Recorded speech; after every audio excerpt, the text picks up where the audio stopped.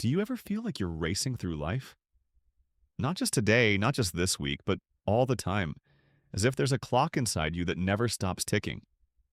Most of us do, even if we don't admit it. There's this quiet voice whispering that we should be further along, that we should have more to show for ourselves. More success, more happiness, more everything. It's like life is a giant competition with a scoreboard no one can see. The strange thing is, nobody knows where the finish line is, yet we're all running from the moment we're born. Early on, we're shaped by comparisons. Parents notice if you walk early or talk late compared to other kids. In school, you're graded, ranked, measured, not just to learn, but to see how you measure up. You learn fast that life is a ladder, and you either climb or fall behind. Somewhere along the way, you start to believe your worth is tied to how quickly you move. The faster you go, the more you matter. But here's the catch. When you treat life like a race, you miss most of it.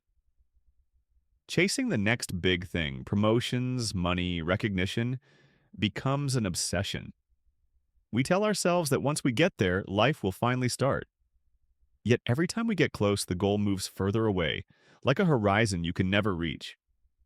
You run and run, thinking you're being productive, but really you're just spinning in circles, never satisfied.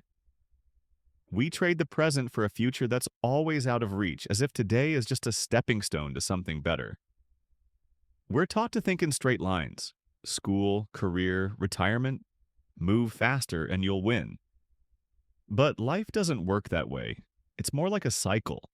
Seasons turning, tides rising and falling, a heart beating in rhythm.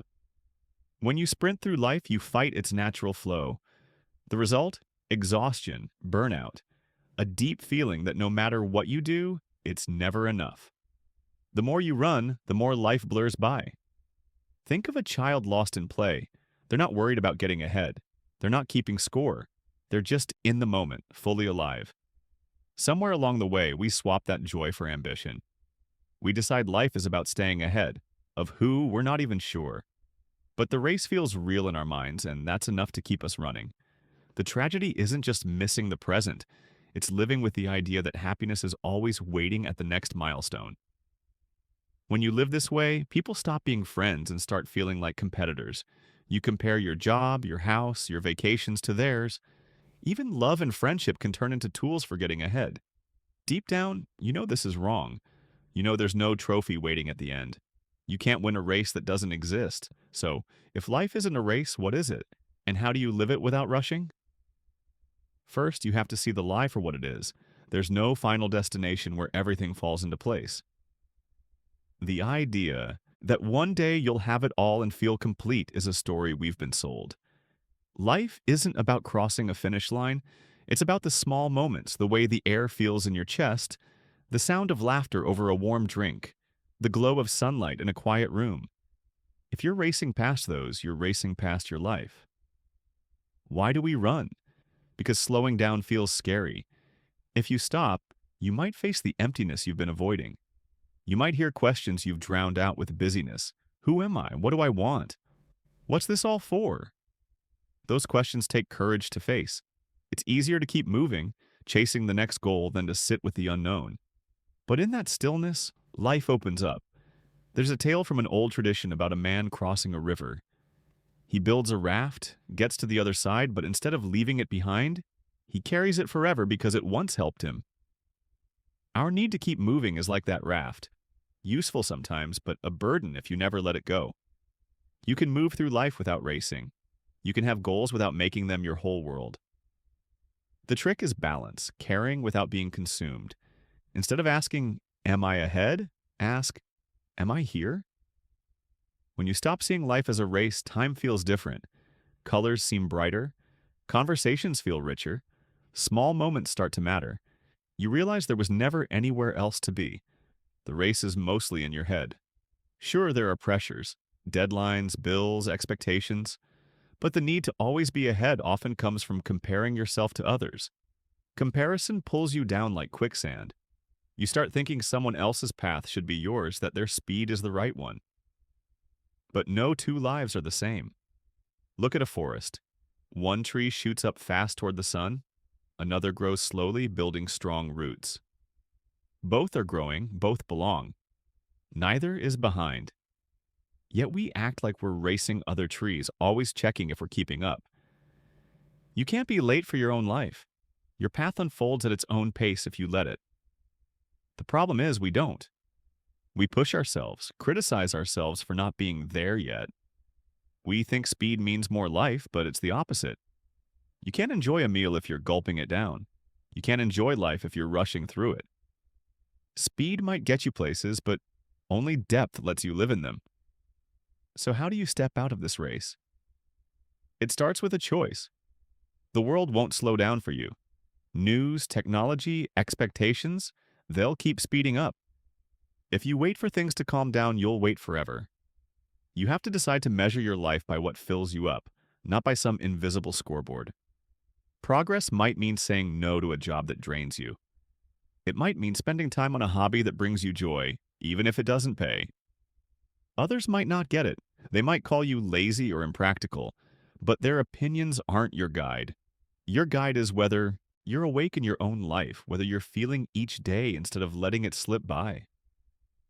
Stepping out of the race doesn't mean giving up dreams. It means chasing them without panic, like running for the joy of it, not because you're late. Slowing down can feel strange at first. You might notice the parts of yourself you've ignored, old hurts, unanswered questions. That's why so many keep running. Movement feels safer than meaning, but if you sit with that discomfort, you find something else. A quiet sense that you're enough. Not settling, but knowing your value isn't tied to your speed. Imagine waking up tomorrow without a race to run. You still have things to do, but no distant finish line to chase. Your worth doesn't depend on getting somewhere else. What would you notice? The taste of your coffee? The way light moves across your room? The sound of a friend's voice without checking the clock? When you stop racing, moments stop being checkpoints. They become the point. This shift changes everything. There's no prize waiting at the end, no grand award. The reward for living well is living well now. Those who seem at peace without chasing endlessly know this. They see life as a tapestry, woven slowly, thread by thread. Racing makes you rush the weaving. Stillness lets you see every detail.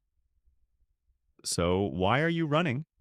Is it because you love the pace or because you're scared of what happens if you stop? If it's fear, the bravest thing you can do is slow down. Let someone else pass you. Let go of the scoreboard.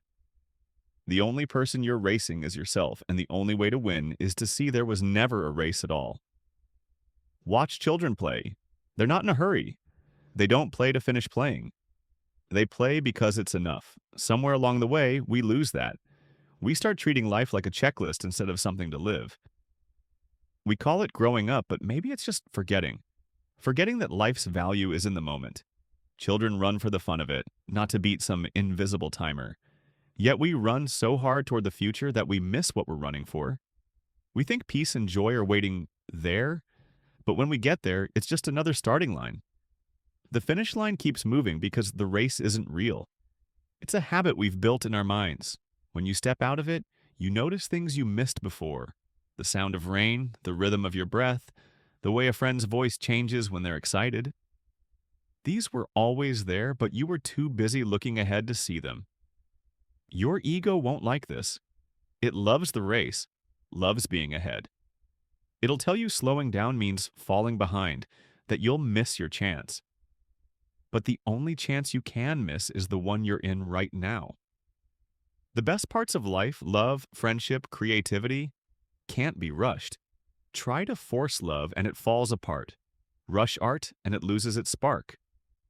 So why do we think life works differently? We've been told that faster is better, that speed equals success. But that story keeps us feeling like we're never enough. When you let it go, you see you were never lacking. You didn't need to outrun anyone to be enough. The wisest people move slowly, not because they're lazy, but because they know every finish line is just another starting point. Life is a spiral, circling back to the same truths in new ways. You can't win it, but you can live it. Stepping out of the race doesn't make life perfect. There will still be struggles, losses, moments that hurt, but they won't feel like failures. Without the race, there's no behind to fall into. There's just the path, with all its turns and surprises. You stop measuring yourself by the clock and start listening to your own rhythm. In that rhythm, you find peace. Not the kind where nothing happens, but the kind where everything stops being a judgment of your worth. A promotion is good. Losing a job is also part of the journey. Falling in love is beautiful. Heartbreak is still part of the dance. When you stop racing, life stops being about winning or losing. It's just living. So, what are you running from? If you can answer that, you might find the courage to slow down. Not because you've given up, but because you've remembered that growth doesn't always mean moving. Sometimes it means staying still. When you stop, the world might not understand. People might call you unmotivated or unrealistic. They'll warn you that slowing down means missing out. But life isn't a train that leaves without you. It's the ground under your feet, the air in your lungs, the moment you're in.